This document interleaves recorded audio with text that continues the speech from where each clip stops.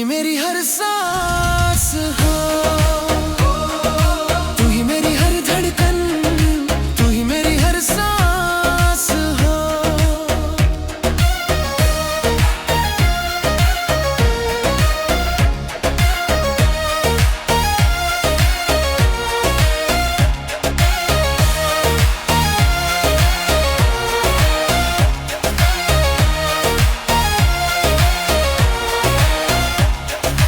पहली नजर में दिल हार गई नी, तोहरे में खुद के पा गई नी। तोहरे हंसी में बसल दुनिया, तोहरे खातिर सब कुछ तिया गई नी। रातों में नींद छोड़ गई नी, सपना बन के तू आ जाला। दिल के हर कोना में बस के धड़कन धड़कन तू समा जाला।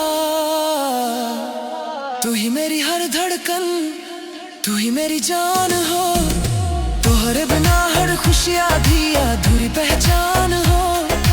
तू ही मेरी हर धड़कन, तू ही पहचान हो। तोहरे बिना हर खुशियाँ भी अधूरी पहचान हो।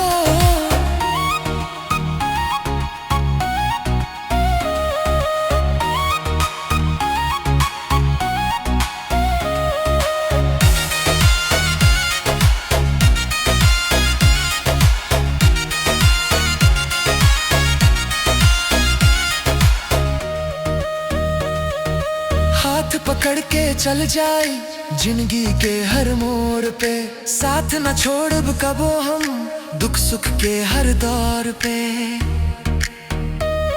तू रोए तो दिल टूट जाला, तू हंसे तो जन्नत लागे।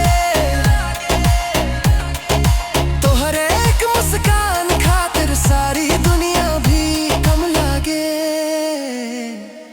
तू ही मेरी हर दुआ, तू ही मेरी आस हो। तोहरे बिना ये दुनिया बेरंग सा एहसास हो।